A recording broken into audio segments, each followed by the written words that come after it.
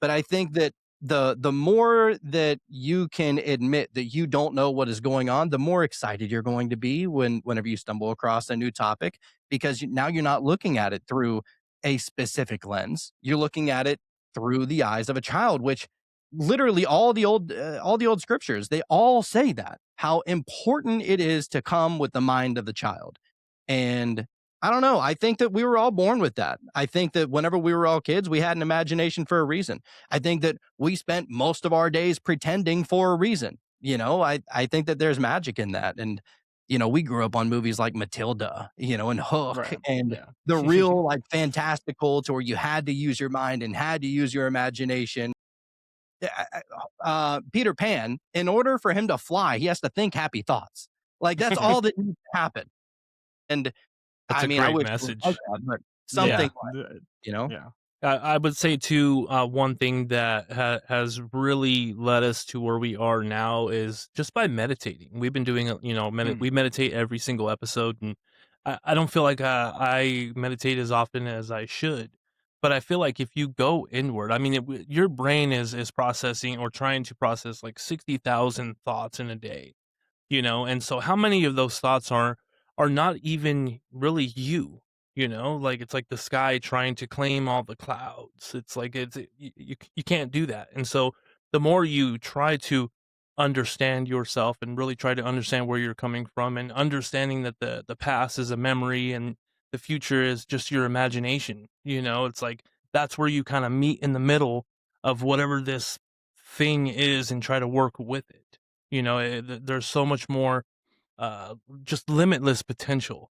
Hey everyone, and welcome to this week's episode of Beyond the Lights. Before we get into the episode real quick, I have a couple of announcements.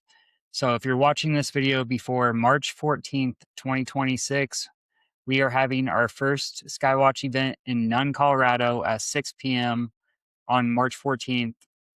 And so if you would like to join, send me an email at lightsoverloveland@gmail.com and I can send you the address and the details. But it's free and open to anyone who would like to come. And also, Ryan Davian, from my interview with him, the winner of the 2025 Psy Games, is going to be at the event. And he's going to be doing a live demonstration of some of his psychic abilities to show the people there. So if that's something you would like to attend, send me that email. I'll send you the details. Real quick, also, before we get into the episode, I just ask that you please like this video, subscribe, follow wherever you're watching this. If you could rate the podcast, that would help a lot. I'm really trying to do everything I can to help promote this and get this out to as many people as possible, because I think the information is really relevant to everything that's going on in the world. And I'm trying to show people that there doesn't have to be all this fear. And with some curiosity, we could change this planet for the better. But if you could please drop a like, a comment down below. I try to respond to every comment I can. And also, I have a free Discord that's open to anyone who'd like to join, where we can have deep conversations about the phenomenon, consciousness, or just like hobbies and stuff like that too. We can also share information, like at the Skywatch event, people will be able to share their videos and photos. So if you want to join that community, the link is down below and it's free to anyone. And another way you could help support the channel is I have a Patreon that I've started, and I do have some free stuff on there. But if you'd like to help support me a little bit more, I do have a $5 tier. That's $5 a month, and it helps me be able to bring better content to all of you. And you'll gain early access to the episodes a day beforehand. And I like to post extra stuff in there every so often. So you'll get some behind the scenes and stuff like that. And the last way you can help support is to check out my merch store. And this is what helps me out the most, honestly. So I have my Merkaba Traveler hat. I have my Peaceful Visitor shirt design, but I have 40 plus different designs on my store, from coffee mugs to shirts, sweatshirts, hats, stickers. So if you'd like to help support, definitely go check it out. And I love all of it. I wear it daily. So that's it for these announcements, and let's get into the episode.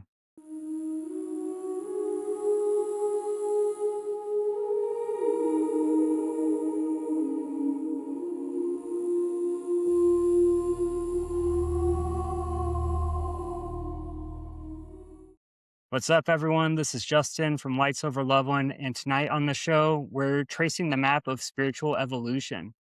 I'm sitting down with Jonathan and Sean of Metamystics to talk about the why behind the weird, from aliens and orbs to the deep philosophy of Neoplatonism. We're exploring how these mysteries act as a catalyst for personal change. Jonathan brings a unique perspective as a past life regressionist, showing us that consciousness isn't a straight line, it's a cycle of growth. We're standing on their philosophy of you don't know what you don't know as we look at how far they've come on their path. Jonathan, Sean, welcome to the episode. Oh, thanks, man. Thanks for having us, man. Big Yeah, no time. Yeah, problem. appreciate this, dude. Thank you. This is fun. We actually don't go on many shows, so it's nice to be on the opposite side every once in a while. Yeah, I'm excited. So, for anyone who doesn't know, I did go on Metamystics and recorded an episode. So, I'm excited to be on this end this time and hear your guys' story and kind of your journey into getting into the esoteric and everything like that. Yeah, well, we started this show about 2.5 years ago, and it really started because I had this other podcast called the Cult of Conspiracy podcast, and I really loved merging conspiracy and spirituality. I think they go hand in hand, personally. Especially based on my experience with it, because it's one thing to see the how, but it's another thing to wonder the why. And I was always searching for the why. Why are they doing this? Why does everything seem like a ritual? Why does everything have to be lined up synchronistically? And so, to be fair, I started diving into spirituality because of the darker stuff. Mm,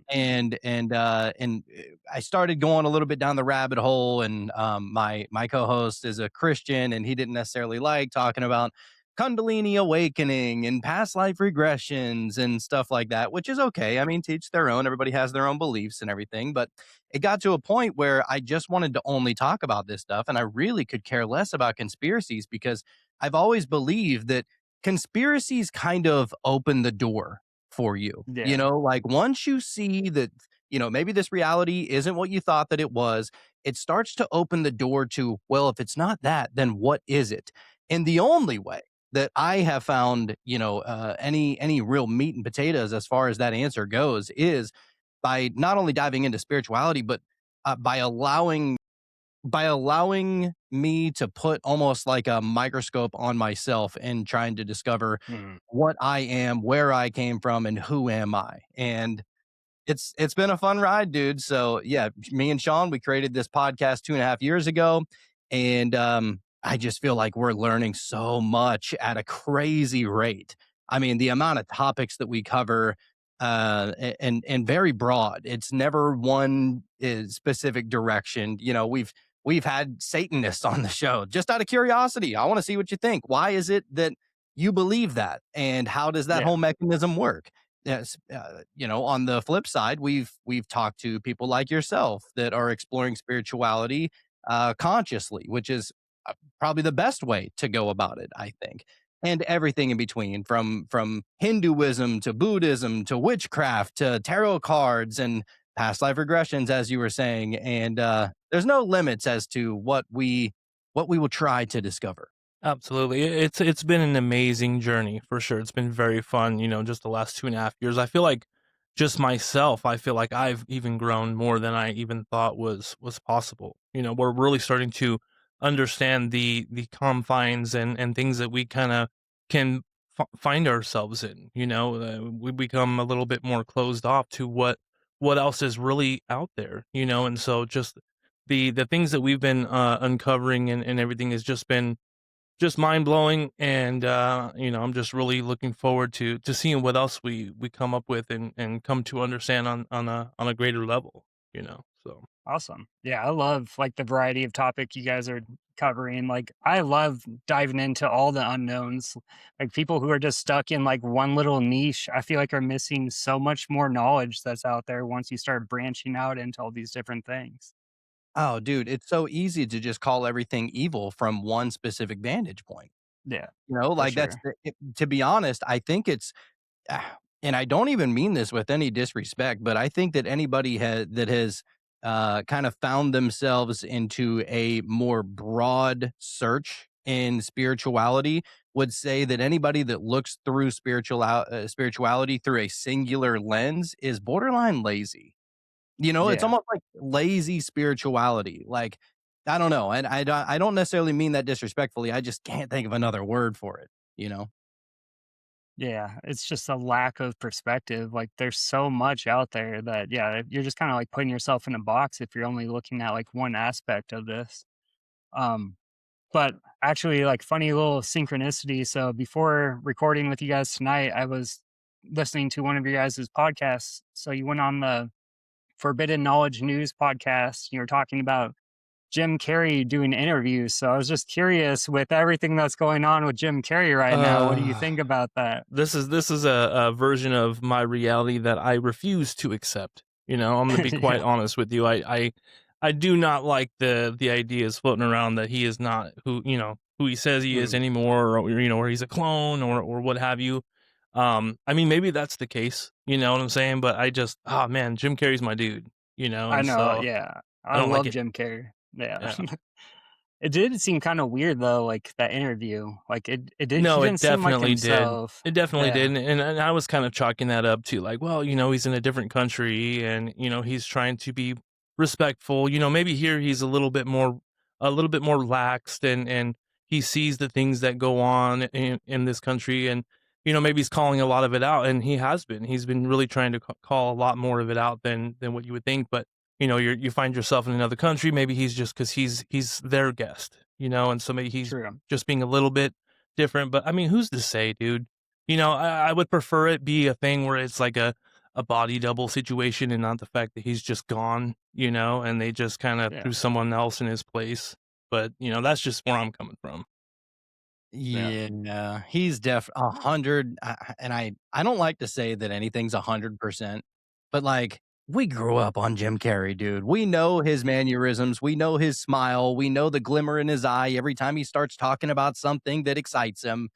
Uh, that's like an empty vessel right there, I feel like that's not him, and as a matter of fact, I love following all the conspiracy channels and everything, and there was this one conspiracy channel that, was, thrown off like we all were with the whole Jim Carrey thing because clearly looks like a different thing, and, Yeah. what he found is that so Jim Carrey went and that was like some kind of French award show is the video that most people are referring to, I Mhm. believe.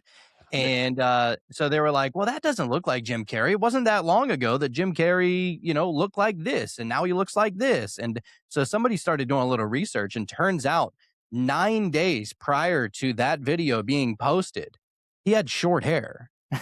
And there was a Mm. video of him with short hair not looking like that in the face. I mean, it looks like he got Botox and all the. I'm like, Yeah. anybody that's ever listened to Jim Carrey talk, he's always said that he wanted to like grow old gracefully. Yeah. And I'm sorry, like getting Botox is not graceful. I mean, nothing against people that get it, but that's not exactly like being excited about your golden years and No. looking wise, It definitely doesn't seem like something that he would wanna go and do, like, we've seen videos of him saying like, "Oh, there is no Jim Carrey, it's just a character," or, what have you, and so, I don't feel like he cares about the surface level things of like that as far as, like, the way that he looks, his own appearance. I don't even think he cares enough to go and get stuff like that done, so, I mean, who knows, dude? I mean, creators are gonna also take things and blow them out of proportion and make them something that they're not just because so many minds are training their attention toward this topic, and so it's going to get the clicks and the attention. So I think it's important Yeah. just to keep your discernment and just I don't know. It's hard to say though. Yeah. I just thought it was a funny synchronicity. Just happened to throw on the episode Right. in the right in the beginning. Jonathan was just talking about like, yeah, Jim Carrey in his interviews, he's like this personality, and yeah, it was so different in that Mhm. latest one. Oh But man. Yeah, I guess very to go very from that, somber voice and yeah. yeah.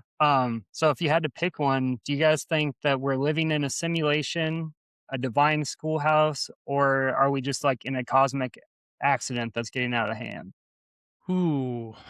I kind of go back and forth all of the time, which I think is probably pretty healthy. I tend to be skeptical of even what I believe in. We Mhm. were just saying earlier in the show, not getting too locked into kind of one frame of thinking. And so when it comes to it, I don't know. I feel like there's definitely a lot of chaos. We definitely, we see this all the time everywhere, but then at the same time I think it could be more simulation driven, due to the nature of our own mind and what it's capable of, and so it's really hard to say if there's any one answer. I know that's kind of a cop out, but yeah, I feel like it's kind of more simulation because depending on what our mind is driven more towards paying attention to, then that's what you're going to notice and what you're going to experience. And so like the orbs, you train your attention toward the sky for an hour, you're going to see something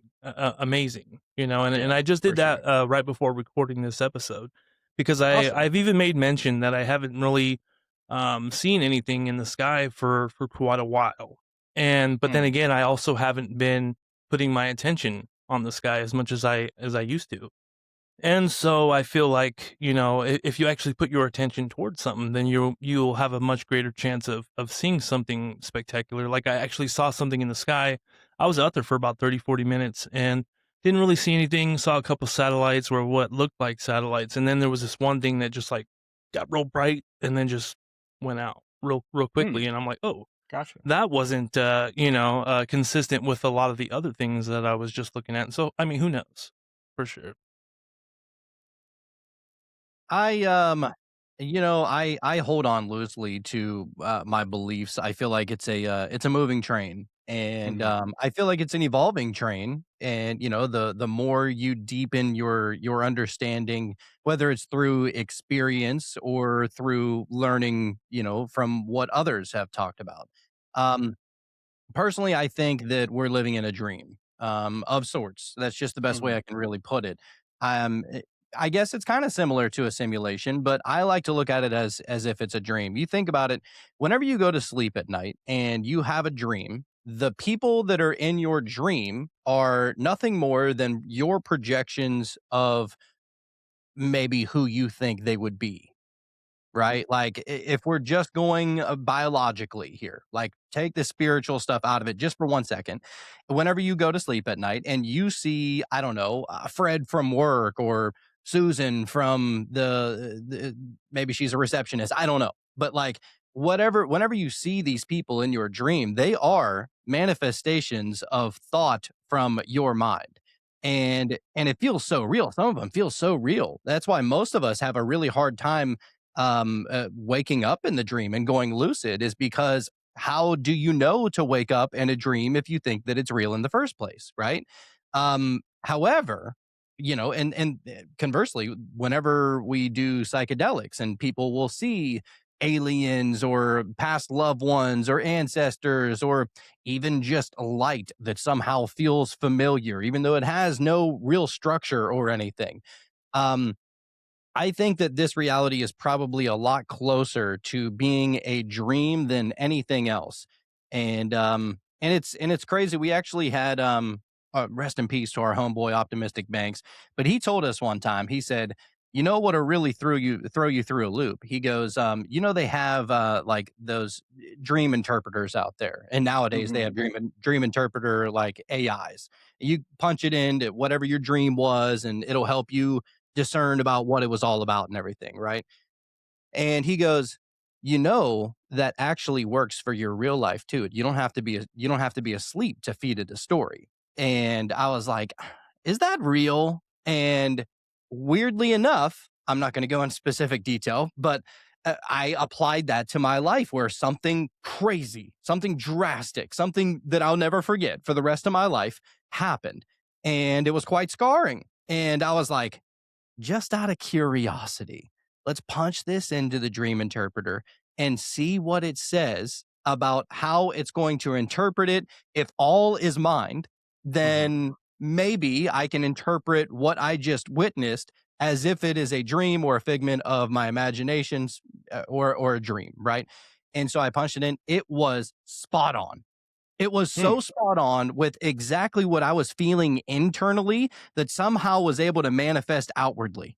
Wow. And Wow. it's the craziest thing that happens. Now, I don't do it very often because I like to try and, test my own knowledge up against trying to decode what is going on within the nature of reality. And I don't necessarily like to rely too heavily on outward sources, but there's something going on with that. And another thing is that if everything's just all madness, I have a hard time um uh, looking at our tarot cards that we pull for every single show and saying that literally every single show, we are on episode 340 something by now, and every single show that we get a tarot card, it is so beautifully synchronistically perfect towards something that we were talking about or all of that we were talking about. It can't be madness. It Yeah. has to be some kind of organization that is going on, because nothing is random. And I think that anybody that, kind of has the eyes to see and the ears to hear, that damn well too. Yeah, for sure. Yeah. I'm very similar with you guys. Like, I think it's kind of like a simulation.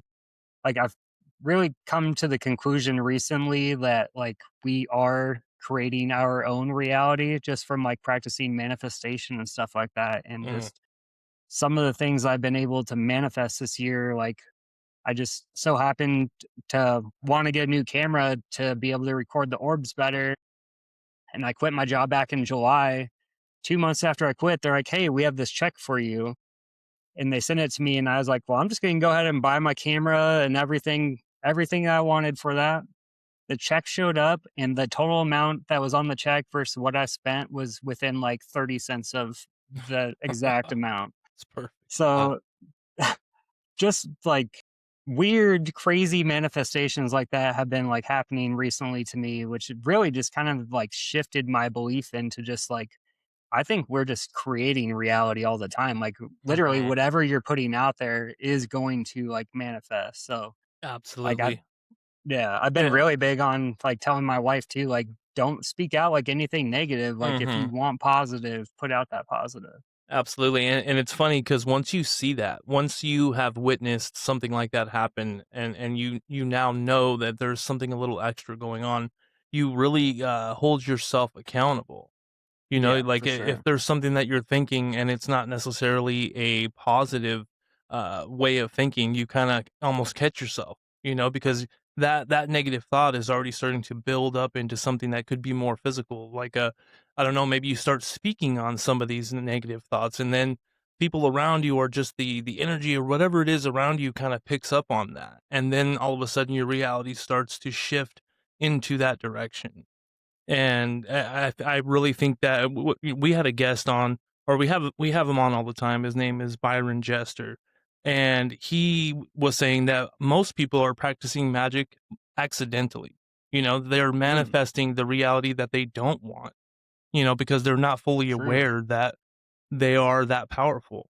And to speak on the chaos and how things tend to line up, I feel like that's just the power that we have, the power of our own mind to make something chaotic much more feasible and something that you can kind of swim with. You know what I'm saying? Instead Mm. of always going against the current, we're capable of manifesting something that is much more, I don't want to say comfortable, but just, feasible.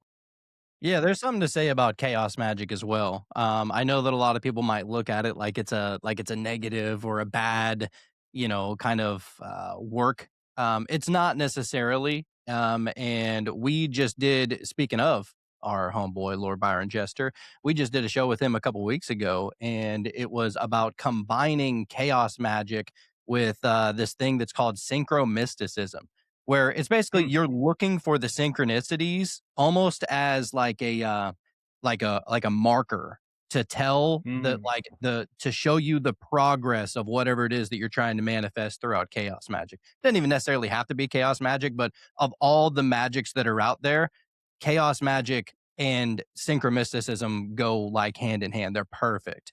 Mhm. But we've learned a lot about magic and rituals and all that fun jazz. And I want to demystify a lot of that because we've been really trying to get to the foundational root of what is actually going on with all of that.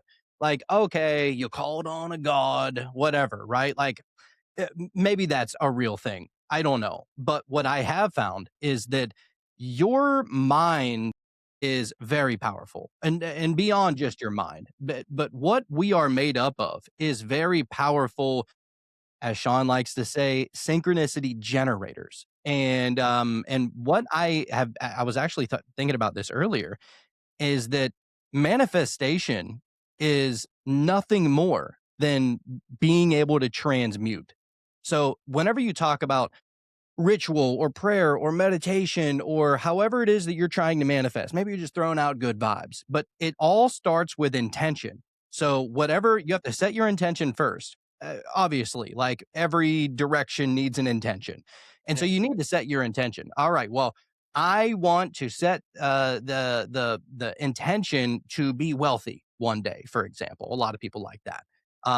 And who wouldn't? But Right. so let's say somebody sets the intention to be wealthy. And so then they do a ritual or they go into meditation and really try and crystallize it, or they'll throw it up to God and, send a prayer up, however you go about that. But you have to take that first step of intention. That's the most important thing that any of us can do. Without intention, you have no direction whatsoever. You're not going to know when an opportunity is going to arise. So by setting that intention, you are now opening yourself up to the ability of perceiving whatever it is that you're trying to manifest whenever the time comes, right? So I like to think that manifestation can't happen without transmutation. So think about it like this. Let's say you're trying to manifest some money and something happens to you that maybe gives you reason to pause. Maybe something strangely, like almost out of left field, starts to happen.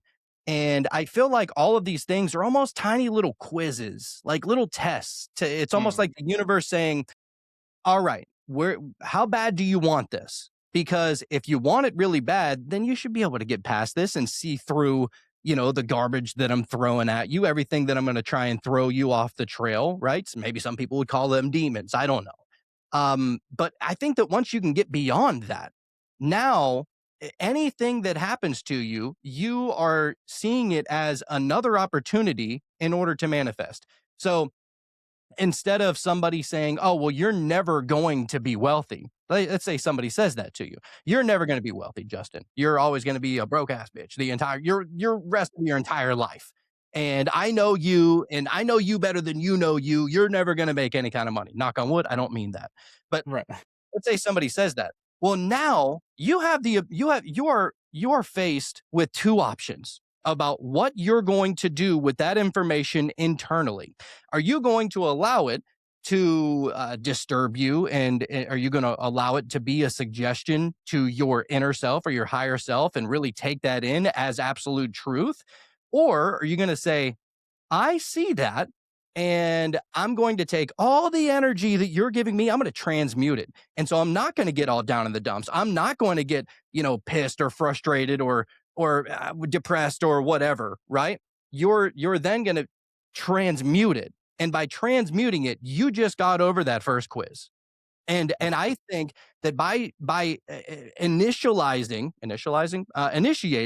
the first quiz and getting through the first quiz, it only adds more fuel to the fire of manifestation.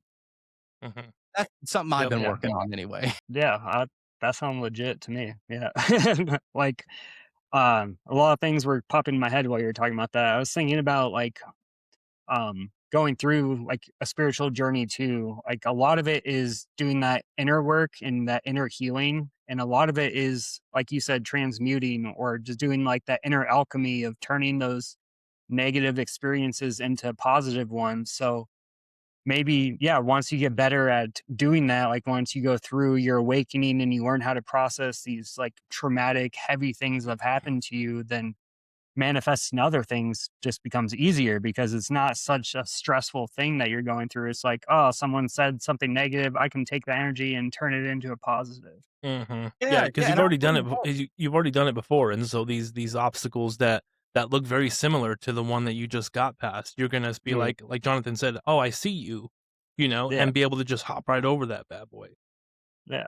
Dude, I mean, and we've always kind of been with we've always loved the coexist bumper sticker because I think that each, spirituality, religion, whatever your perspective of reality, it kind of all needs to come together. And I Mhm. would say that transmutation sounds a lot harder only looking through one lens. It's only whenever you combine them from unlikely sources. I mean, I'm talking about combining essentially magic and Hinduism here for a second. So my one of my favorite gurus, Sadhguru, I got to give a lot of credit to him. He's kind of how I got into a lot of this anyway. Just really curious about everything that he's had to say, and just being able to be aware of your own true inner self. And one of the things that he said that I thought was the coolest thing that maybe he's ever said was that he goes, I don't allow anybody to make me feel anything. Mhm. I don't care. Like, you're not going to love me more than I can love myself. You're not going to hate me more than I can hate myself.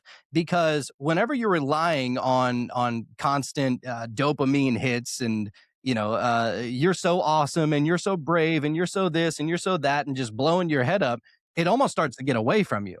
And converse on the other side, somebody's talking, all that crap on you, and somebody can really bring you down and put you down in the dumps and all that kind of stuff. But one thing that I found out is that every single time somebody says anything to you, it is nothing more than a contract for you to sign. Right. Mhm.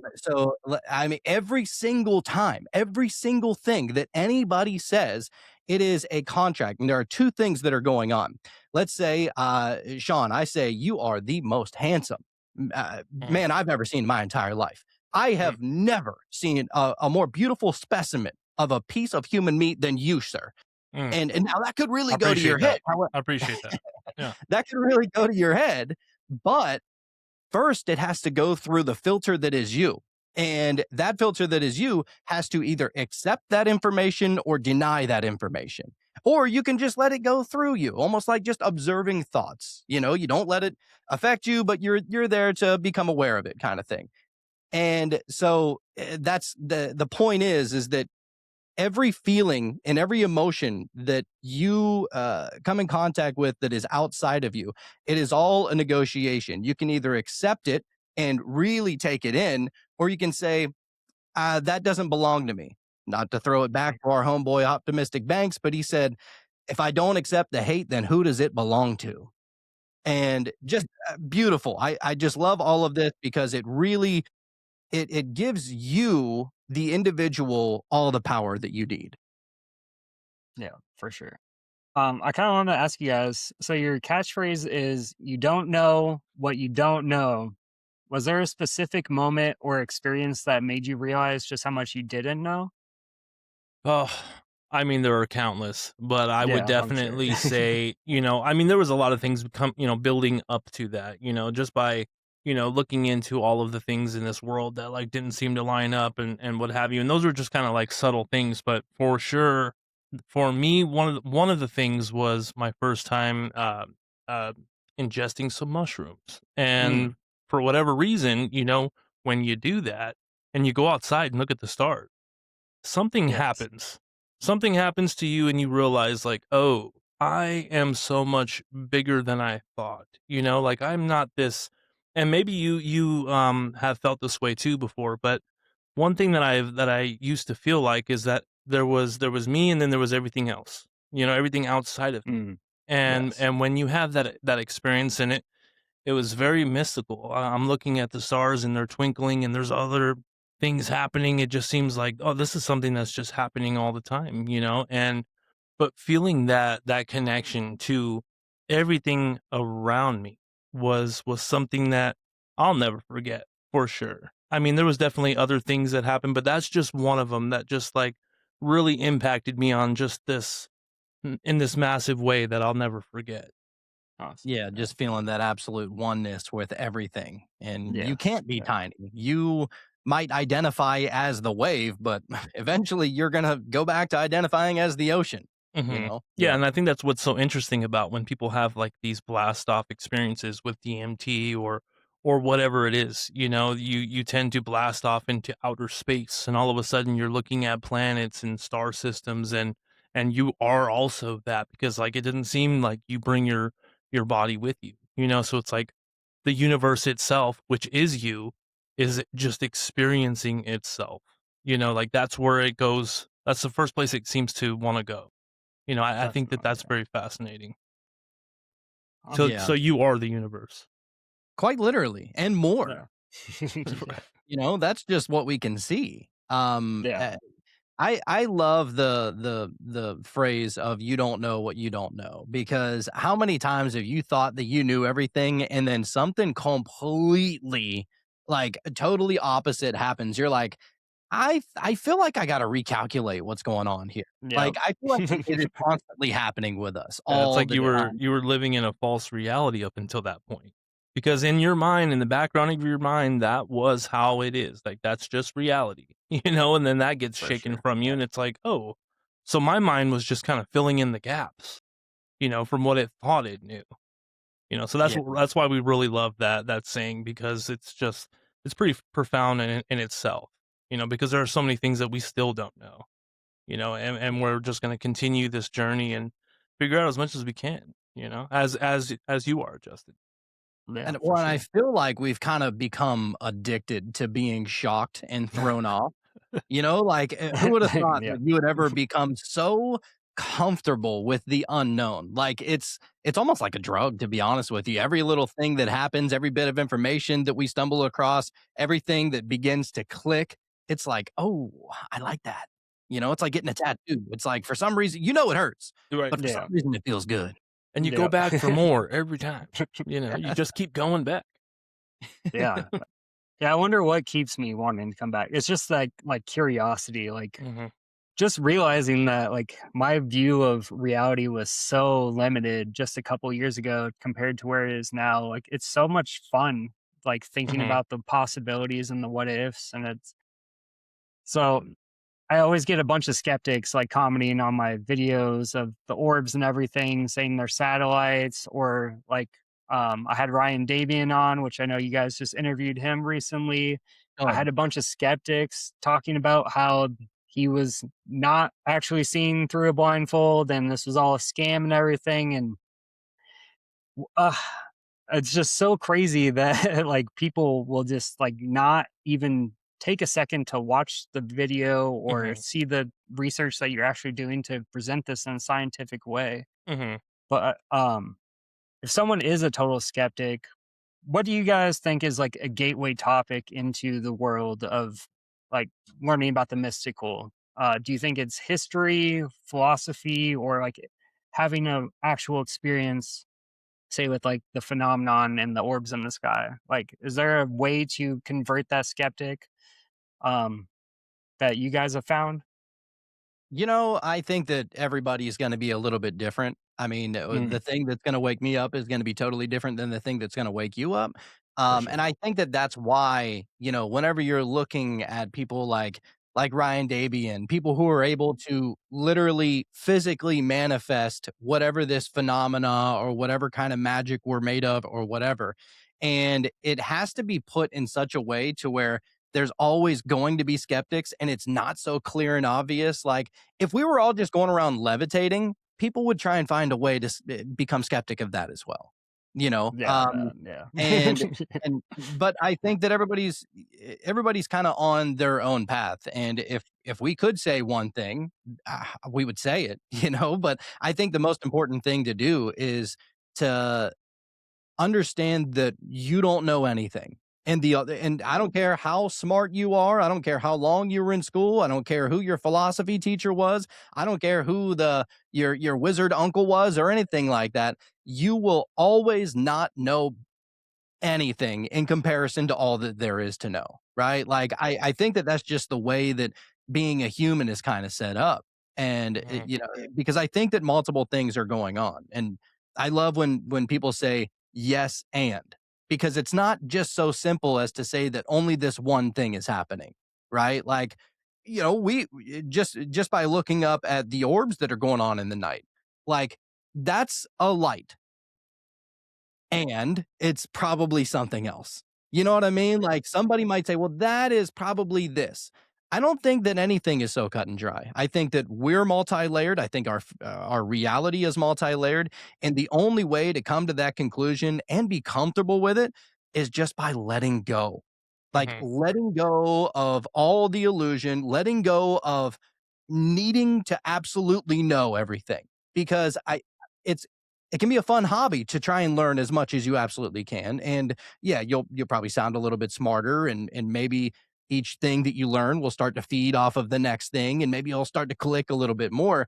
But I think that the more that you can admit that you don't know what is going on, the more excited you're going to be whenever you stumble across a new topic, because now you're not looking at it through a specific lens. You're looking at it through the eyes of a child, which literally all the old scriptures, they all say that, how important it is to come with the mind of the child.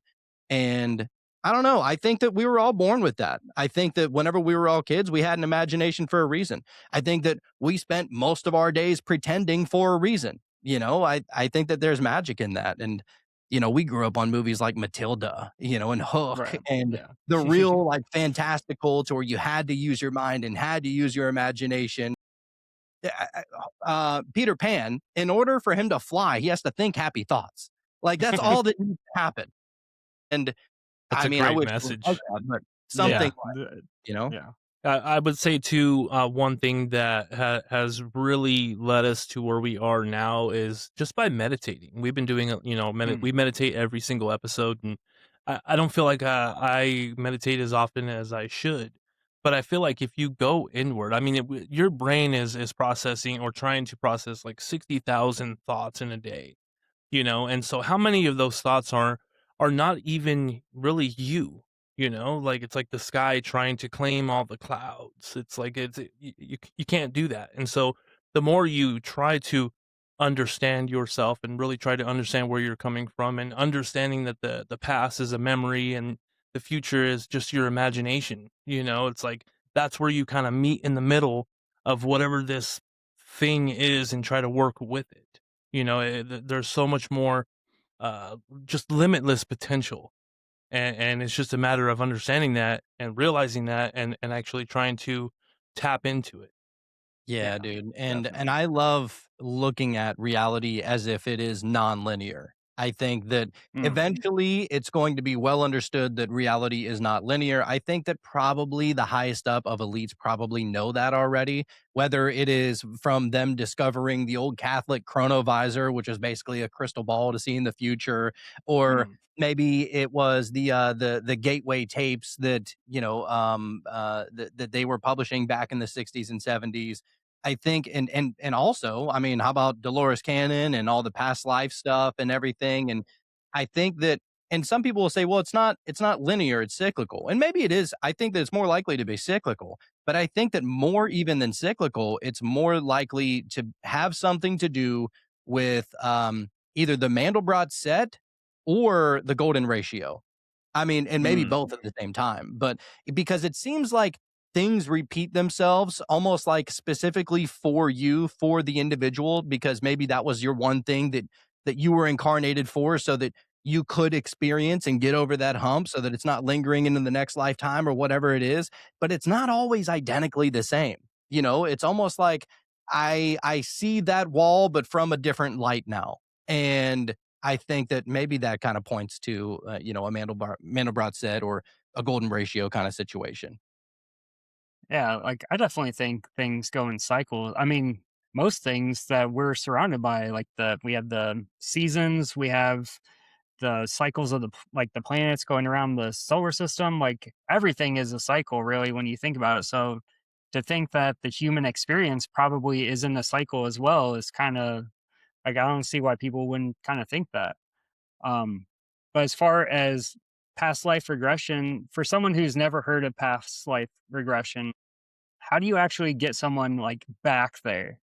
Is it hypnosis, meditation, or something more mystical? Well, and this kind of alludes to what we were talking about. It's not Hmm. even necessarily like to our linear way of thinking, it seems like it's back there.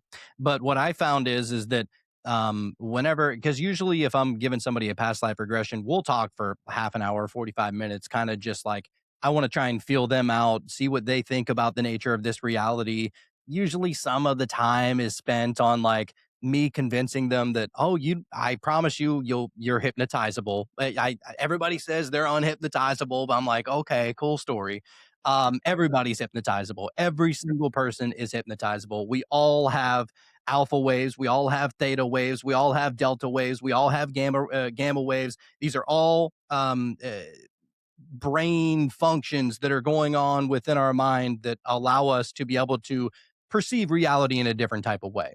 And most of the time most people are in beta, which is like our waking consciousness. But whenever you slip into a light trance, it's the alpha. Whenever you slip into a deep trance, it's the theta. And then ultimately delta, which is if it's not sleep, you're about to fall asleep in a couple of seconds, right? And that's what I find the most amazing is because there is different information found on each brainwave.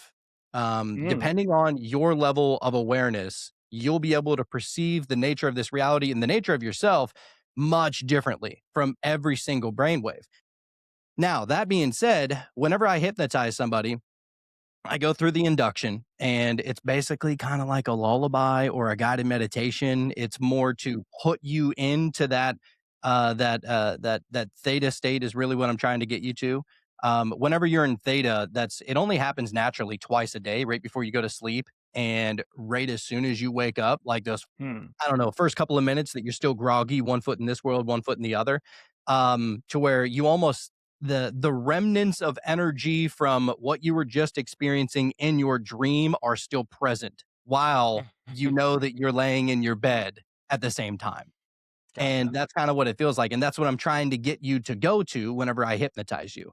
I know some people are like, oh, you're going to get me to bark like a dog and ribbit like a frog. I'm like, it's not like that. That stage hypnosis is not what I do. It's completely different. You're going to be aware of everything that I say. You're going to be aware of everything that you experience.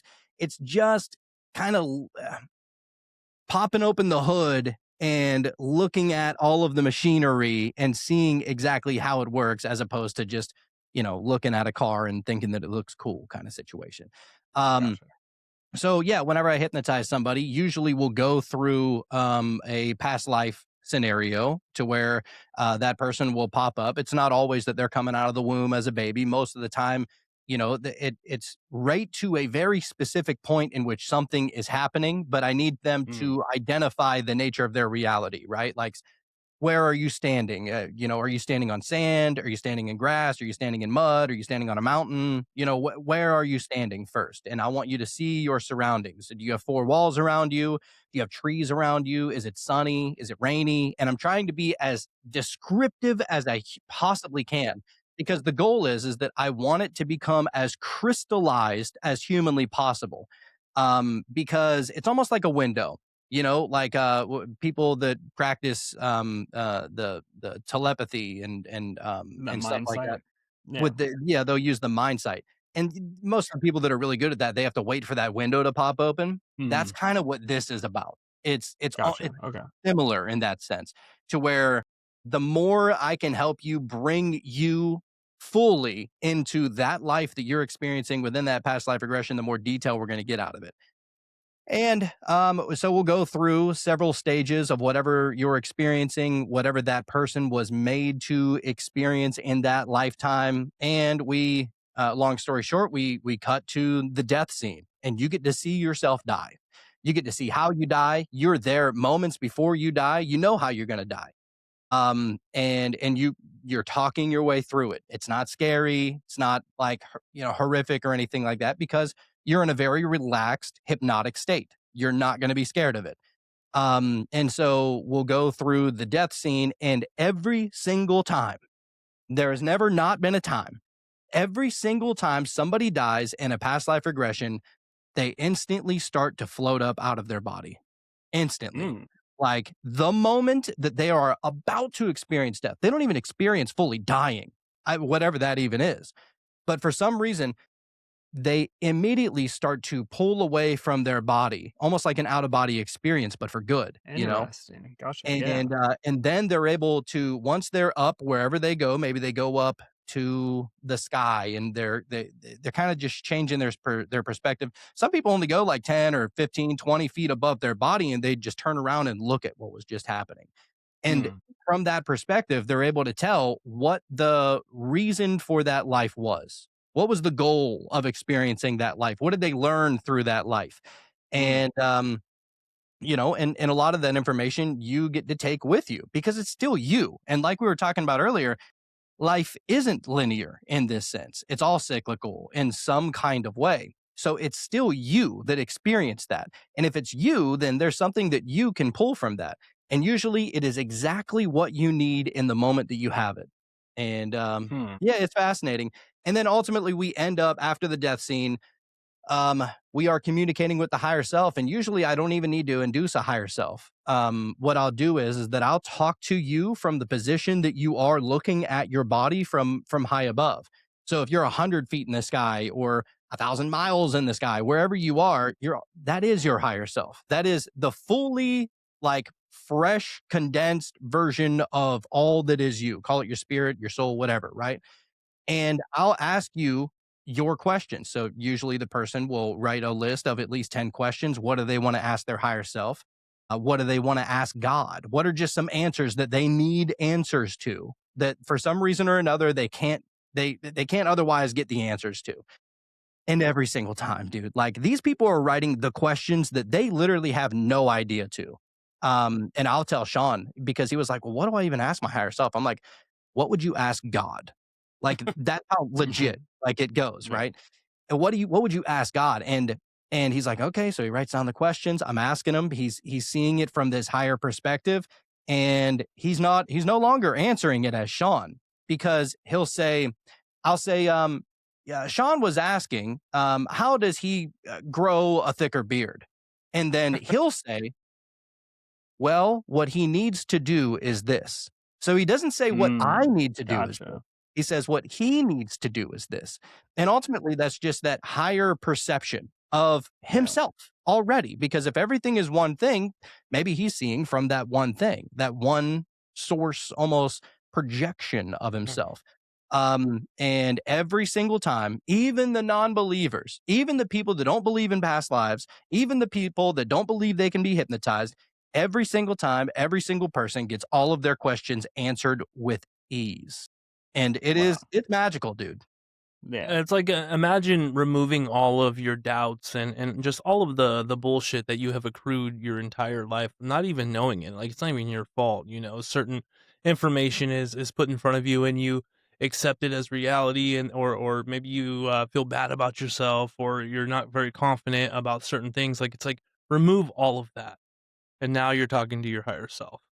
You know, there's no bullshit, and that comes through too, as far as like whenever people have been in a regression, and your Jonathan is talking to their higher self, you can hear it in the tone of their voice. You know, it's coming from more of a confident place. You know, Like a not something wise like it's not questioning certain things. It's not like it's just the tone is just like, well, this is what it is. This is how I see it, and it's the most pure version of whatever those answers are.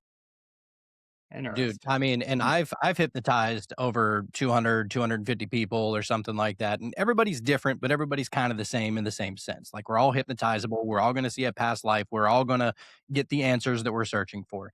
And so it was really cool hypnotizing. I got to hypnotize Sean twice, and I've been banging at his door saying, let's go for a third time, but it's coming. It's Yeah. coming. Which is But interesting. One time I was actually an orb. Like, I was just like a ball of energy, and he was asking like, "Well, what is it that you're doing there?" You know, and I was just saying like, "Well, I'm here to remind them." So maybe it was just consciousness itself, or whatever it is that you think these orbs are. That they're here to just be seen, simply. For sure. And just to let us know that there is more. And when it comes to the past life regressions, I feel like it could be a multitude of things that are actually happening. I mean, maybe some people would be very against seeing a past life. Maybe they don't believe in reincarnation, and so that kind of like stops them from even being curious about that sort of thing. And the one thing that I've kind of, just for my own reality, I've kind of just said, well, maybe it's a story that my subconscious mind is constructing based on what my higher self already knows, and it's making a story using symbols so that I can understand what it's trying to say. So it doesn't Gotcha. necessarily have to be this past life, or maybe it really is that. I mean, how am I to know? How are any of us to know for sure? But one thing for sure is that it is pretty profound what you can come out of. I mean, you come out of one of those regressions, and you just know certain things about yourself on just a greater level. And there's a lingering effect too. Mhm. That feeling doesn't go away as soon as you come up out of that hypnotization. That'll carry with you for a few days. You're going to start having some of the wildest, most lucid dreams you've ever had in your entire life. You're going to start to see synchronicities coming out of the woodworks. It's almost like the nature of reality. I don't even want to say that it's like trying to take advantage of your higher level of awareness. I think that you're taking advantage of your higher level of awareness that is allowing you to perceive much more than you previously had. And just Absolutely. crazy things are that come as a result to past life regressions. I love doing them, and I specifically love doing them to non-believers. Like, and so my buddy Jacob that I was talking about earlier, I hypnotized him. Christian man, very staunch in his beliefs. You cannot shake him from his beliefs. I mean, you could literally give him a time machine and go back to the time of Emperor Constantine, where he was putting it all together and like potentially adding some things and potentially taking some things away. I don't know. And he would say, no, I'm a believer, which is great. I think that there's something to be said for that level of faith.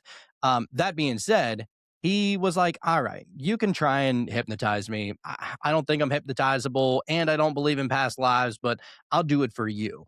And I was like, that's all I need. And so lo and behold, I give him the past life regression. I hypnotize him, work like a charm, very easy. One of the easiest people I've ever hypnotized in my life. I almost didn't even have to go through all the way with the induction. Like he was there within minutes. And like I said, he's a very Christian believer. But what was funny is that in this past life, he was a Muslim. And he Oh, was wow. very staunch and very faithful in his beliefs, in his Muslim beliefs, and the Muslim traditions and everything like that. And it was crazy because he was willing to die for his beliefs in that past life regression, and a lot Wow. like how he would in this life, in the same way. But what I thought was extra crazy is that he gave me his list of 10 questions that he wanted to ask his higher self or God or whoever you think you're asking them to. And ev- I mean, like I said, these are questions that for some reason or another, you think about them all the time and there is no answer to them. And so he gave me his questions. I mean, the level of precision that each one of these questions were answered, they were perfect answers. That was exactly what he needed to hear. A lot of it was tough love. Like most Mm. people aren't giving themselves tough love like that. That's Mhm. something that is happening outside of you. Whenever you're experiencing tough love, you don't want to even put yourself through that. And this is somebody who claims that he can't meditate. Meanwhile, he just went through a whole 2-hour past life regression and got answers from his higher self, all while being a different religion.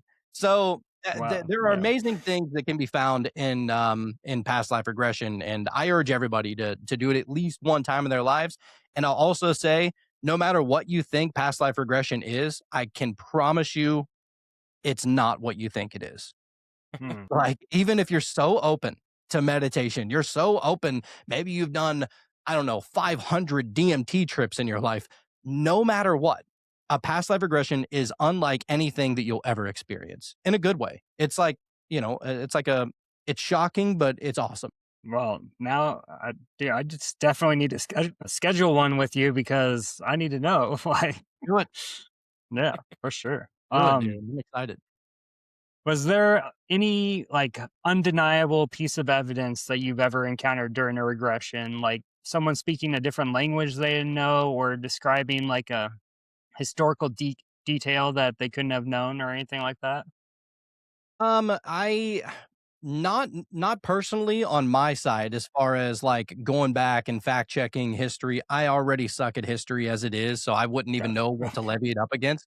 Mainly because I believe that history is a lot agreed upon. But beyond that, I have seen people that have done that, and Dolores was always Mm, on that. I mean, she wrote 19 books. Dolores yeah, Cannon did. huge books And too. dude, thick. I'm talking Yeah, about with yeah, maybe 3, I don't know.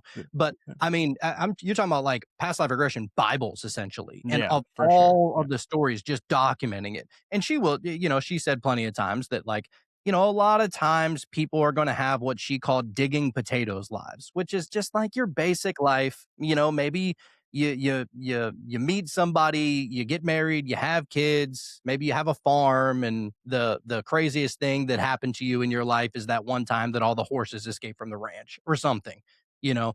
But not everybody's like that. But sometimes you need to hear that, especially if you got a crazy, chaotic life and you can never just get a breath to slow down. Your higher self will show you exactly what you need to see in that moment. And that's what I find fascinating about it. But one of the things that she talked about was, oh, what is his name? I almost had it. Tip of the tongue, the teeth. Yeah. Anyway, Nostradamus, yes, good Mm, save. Thank you, Sean.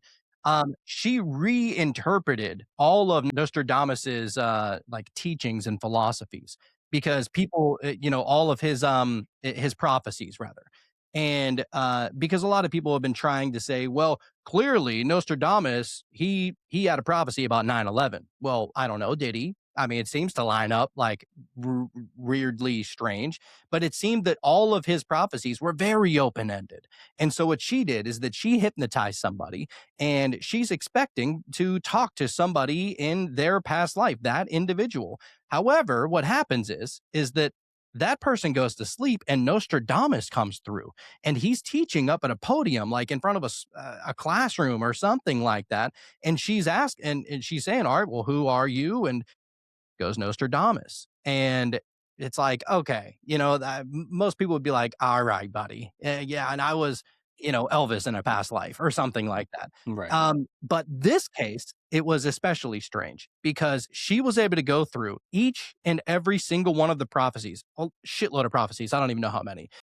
Each and every prophecy, she was able to go through and ask Nostradamus and get the answer, which is crazy. But Mm. taking it even a crazier step farther was that person that she was given the past life regression to, because she kept on inviting that person back because she wanted to continue getting all the answers of the prophecies from Nostradamus. So she had this person over like 2 or 3 times.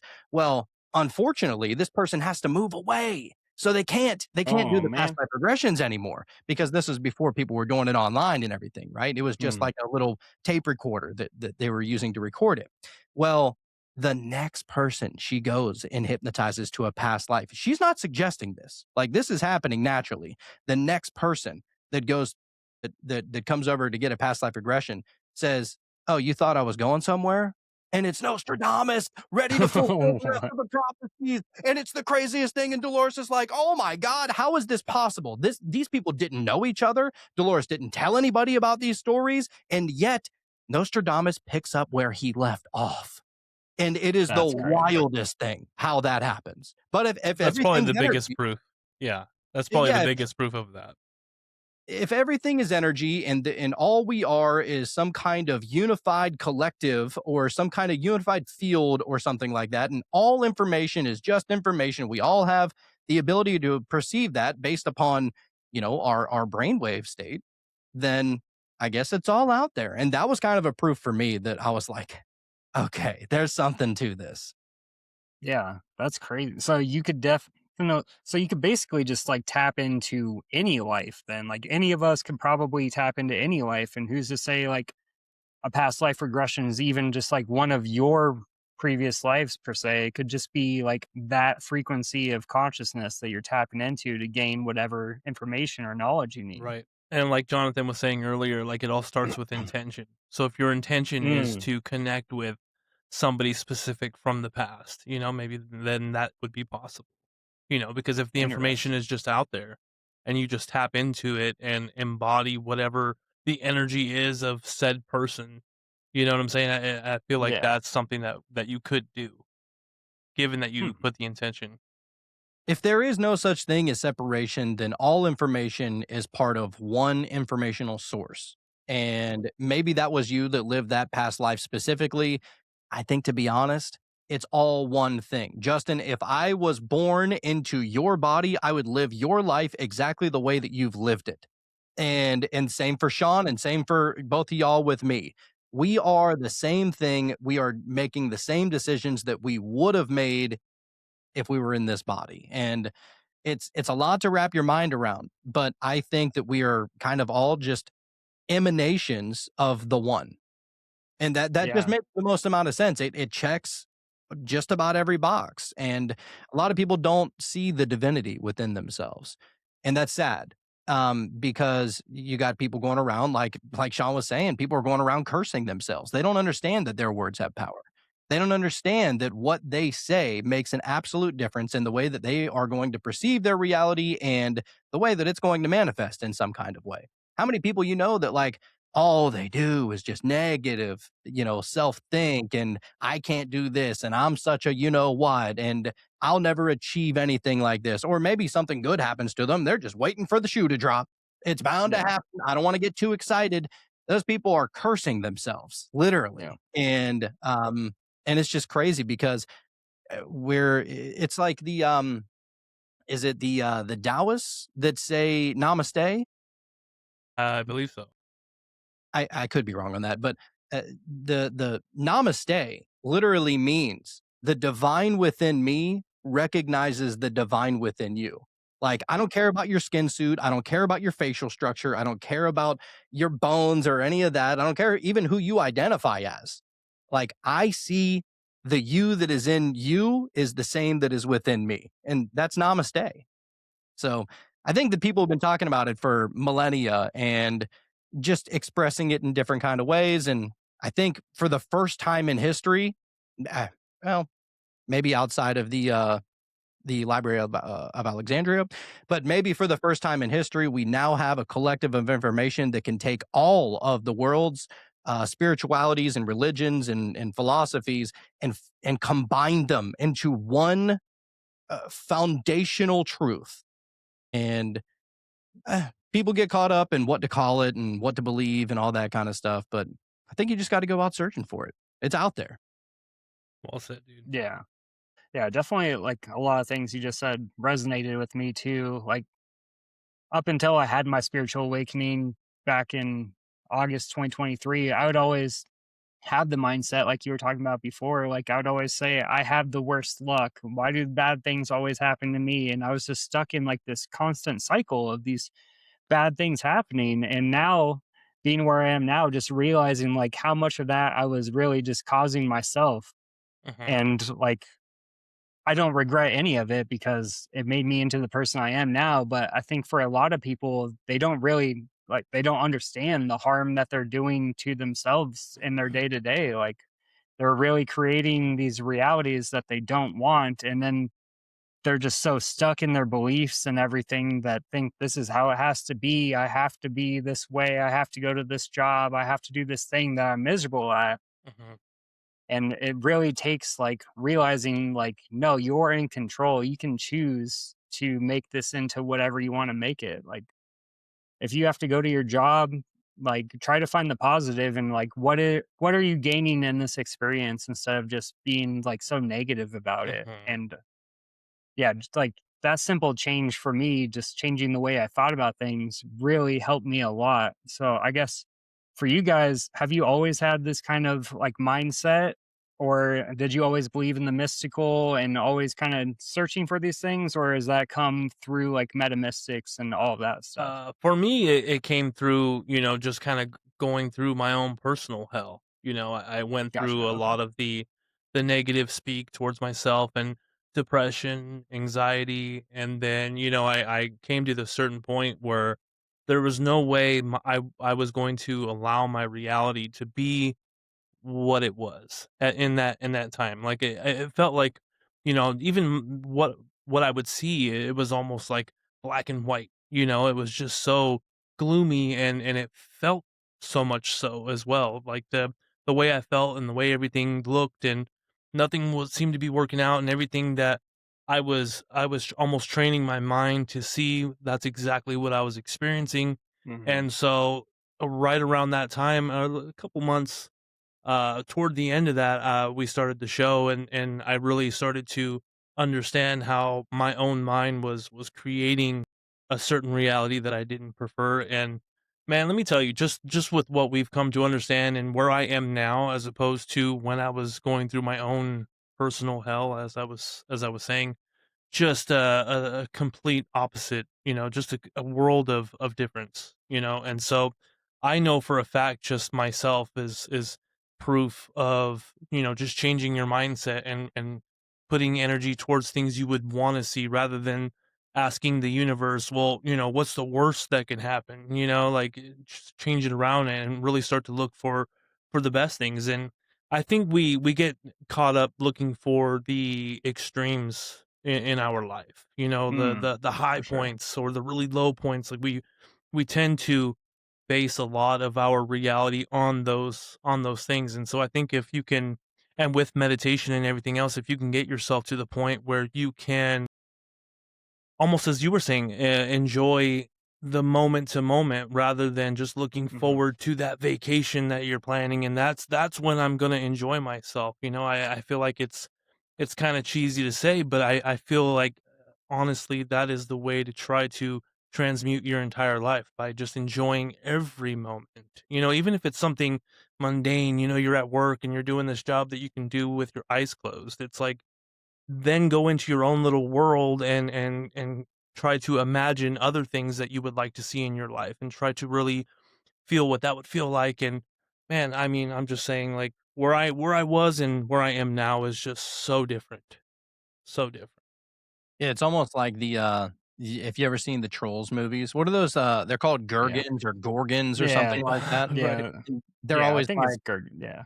I think they are Gurgons, but they Yeah. say, "I'll be happy when I eat a troll," and they're Mhm. miserable, and they're all gray and black and white, they have no color. I mean, their whole town is literally Perfect. manifested outwardly, Perfect. Yeah. and that my one day a year to be happy to eat a Mhm. troll, and it's like, man, why are you doing that to No. yourself? Like, No.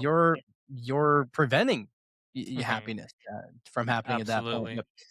Um, yeah, so for me, I think that Sean and I were both really lucky to not grow up in a strict religious household. Didn't grow up in a religious household at all.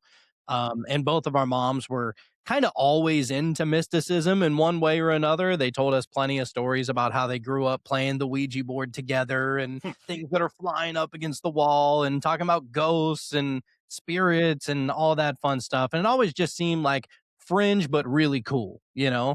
And so, I mean, I think that there was probably a few things that I can attest to as far as like kind of what got me here, as far as being open to a lot of these things and being curious about this kind of stuff.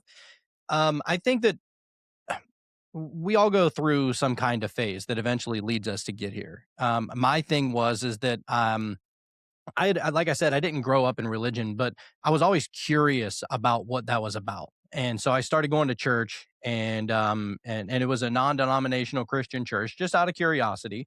And I took a liking to it, not necessarily because I thought that the information they were talking about was amazing. I mean, it was. There was a lot of cool things that I learned, but I really just took a liking to the atmosphere. I really thought the pastor was really cool, and it was just always something fun to look forward to every Sunday.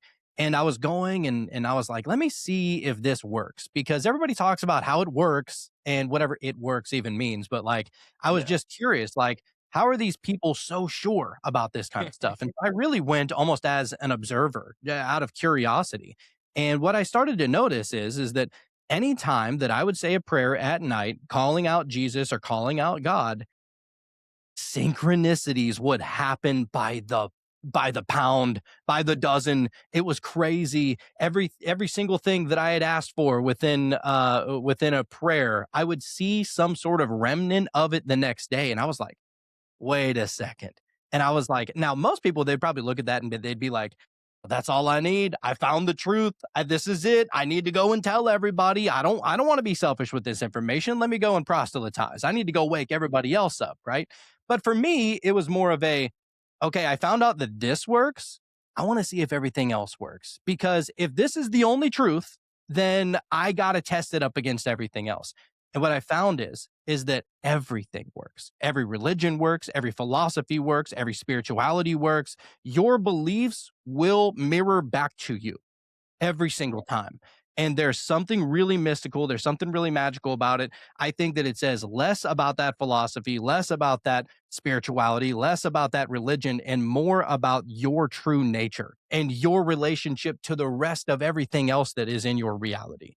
And that is the magic, in my opinion. Like, whenever you find that out and you see it and you're like, oh, so the religious people are right, but they're right because they believe it, because there's so much power in belief, and, but I think that, it's cool to stop there.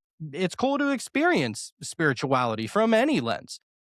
But ultimately, don't you want to get to the truth and just stop being so enamored with what is on the surface of all this kind of stuff? And that's where For we sure. started diving deeper and deeper and deeper and deeper. And I mean, so many great philosophers like Alan Watts. I mean, like, oh my God, the guy. And Carl Jung, and so many great quotes, and not to mention like Plato and Socrates and all these kind of people, right?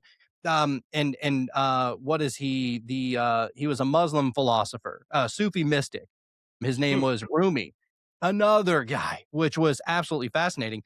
And what I found that was what we found, which was particularly amazing about the Sufi mystic Rumi, he said, one of his best quotes, probably the best quote of all time.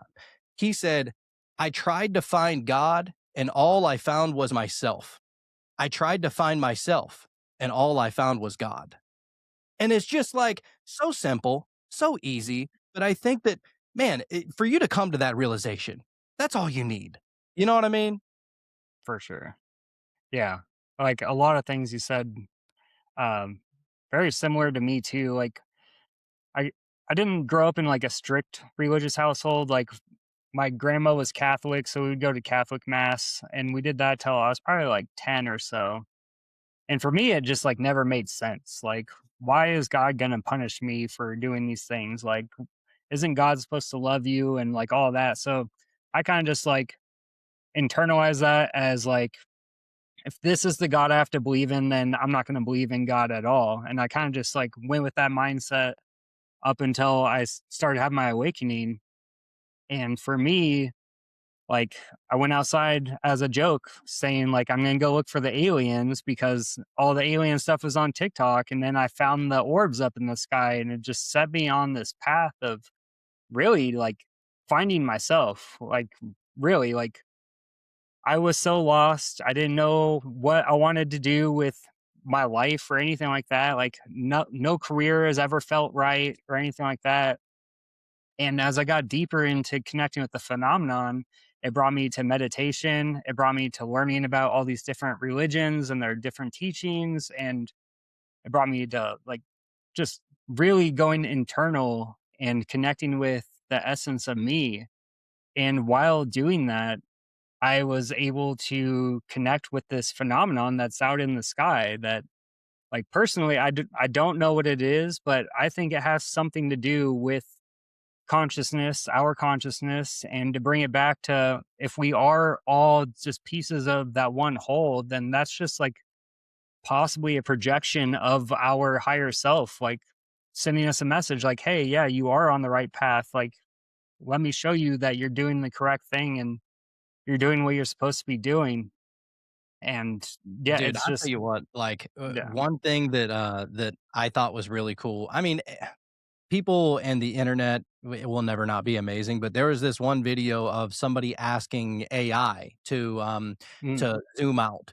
and they were like, all right, you see me here, I want you to zoom out. And it was like to the sky, and then above to the atmosphere, and then beyond that it was just like showing, just a little blue marble that everybody's well accustomed to, and then zooming out, and you go from galaxy to nebula to black holes, and eventually the universe, and you expand even, zoom out even far from that. And the farther you zoom out, the more it starts to look like brain neurons. And I think Oh that yeah, whenever definitely. people, I think this is going to get real trippy here, but I think that whenever people are seeing stars, and especially whenever people are seeing orbs, could it just be the brain neurons that are moving around to kind of just remind you where you are in this? Like, if everything, so we're like super big into hermeticism, and the first law of Mhm. hermeticism is that all is mind. Could all of reality just be one giant mind that is, you have the electricity, you have the magnetism, you have the polarity, and everything that goes into, what would be in a mind, and For you sure. think about Yeah. like polarity in general is nothing more than like left brain and right brain. And Yeah. so it's like all mind at that point. And so I don't know. I love tripping myself up so much that I start to go into a downward spiral until I inevitably end up in Mm. a void and I can't, pull Yeah, myself out. But those are yeah, my favorite. yeah. Then you eventually do get yourself out, and you're like, okay, now where do we go from here? Right? I've Yep. seen that aspect of reality. Now what else? Right? Just a void, no big deal. Right. Yeah. Don't even I try. mean, that's definitely interesting too, because it does look like brain neurons. And then if you think of like as above, so below, like if all of we're experiencing right now in this reality is created by our mind, and we're just existing in this giant cosmic mind that's one, like, I don't, that's fascinating to think about. Mm-hmm. Hmm. Yep. It's a fun head trip. You don't need drugs, kids. Just go into your Yeah. mind. Go into a meditation. See Yeah. the cosmos. Um, is there any final messages that you guys would like to leave for the listeners? Well, typically for every show, what we like to do is we like to pull a tarot card at the end of every show just to Mm, see. So if you're open to that, we would love to be able to pull one and then research its yeah, for definition. sure. I think last time you accidentally, or not accidentally, you pulled two and they were both very accurate. Yeah, I There are remember no that. accidents, my dude. Yeah, All right. there are no accidents. Yeah. Don't get it twisted. All right, we got Yeah. the Wheel of Fortune. Mm, Snap. All right, let's I really find dig the. this card too. Just the imagery is so yeah, that one interesting. looks cool. Yeah. Yeah, it is a really cool card. And we're trying every day to understand all of the definitions and the reverse definitions to each card. There's 78 cards, both with two different definitions. The upright and the upside down. It's hard to Mm, remember all of them, so we like to go back to our handy dandy notebook here. And so the Wheel of Fortune is the 10th stop on the Fool's journey. Says the Wheel of Fortune is always turning, illustrating that each moment is temporary and that life is cyclical, not linear. I swear to God, I'm not yep. making that up. That's crazy. That Uh, is crazy. Yeah. surrender to the present. Okay. That is a trip. Okay. The Wheel of Fortune card allows you to gain a deeper understanding of life cycles of change.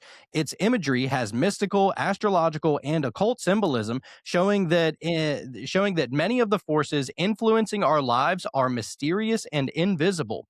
The wheel appears to float through the clouds, indicating that our spiritual path is connected to the physical realm. The creatures in the clouds are zodiac signs: Aquarius for air, Scorpio for water, Taurus for earth, and Leo for fire. They represent the stable forces that uphold the wheel itself. Beneath the wheel is Anubis, the Egyptian god of the dead, who represents life, death, and rebirth. The Sphinx sits atop the wheel, a multifaceted creature representing the diversity of life. The downward facing snake is symbolic of life's challenges that everyone must face. All of the creatures and symbols rotate around the wheel, teaching us that life has its ups and downs in an ever changing cycle. We all must embrace the temporary nature of each moment. Change is the only true constant. Wow. We're doing Yeah. something right then.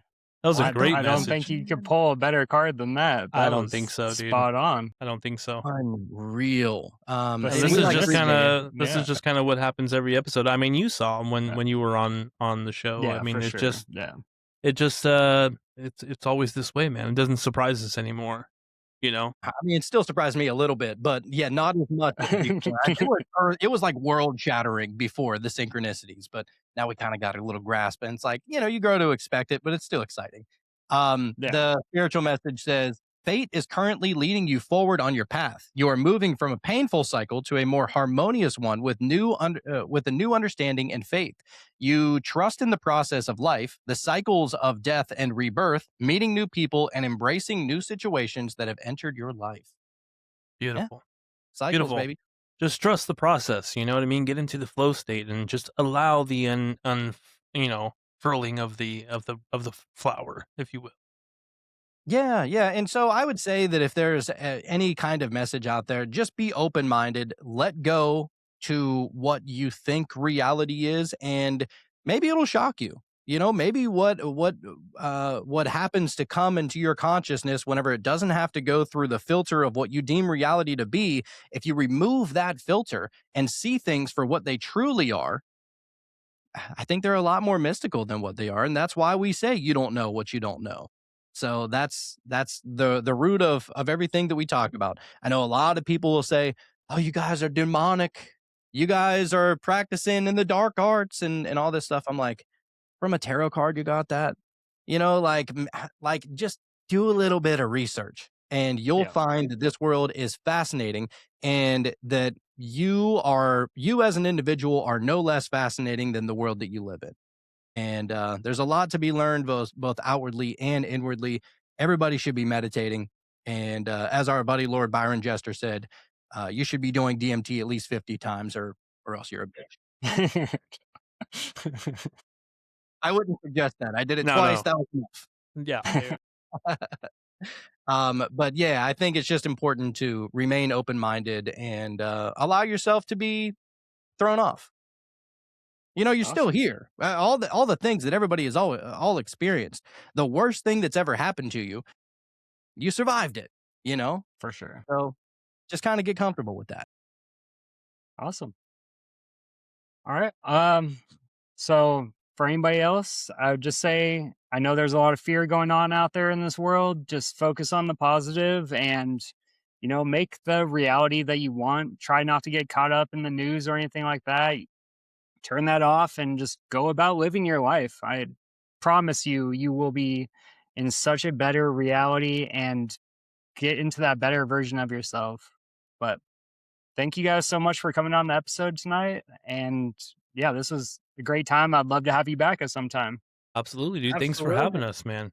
It's a lot of fun. We really appreciate the conversation. And anybody that wants to come and check out any of our stuff, we are Metamystics on every podcast platform out there. Yes. We're also on YouTube. We only put one episode a week up on YouTube. We do 3, sometimes 4 episodes a week, but we're trying not to get banned. And so we're limiting that statistically by only putting up 1 a week. But if you want to see the video and completely commercial free and being able to get the shows days in advance, and be able to join the community, the best way to do that would be to go to patreon.com/metamystics. And we're also available on pretty much all social media platforms, mainly TikTok and Instagram. But we've been trying to post some things on Facebook and the clips and stuff like that on YouTube. So yeah, we'd appreciate all the love out there. Thank you for having us there, Justin. You're the man. Yeah, awesome. Yeah, definitely go check them out. I'm following them on all their platforms and they're putting out amazing content. So you definitely won't be disappointed. And yeah, until next time, I'll catch y'all later.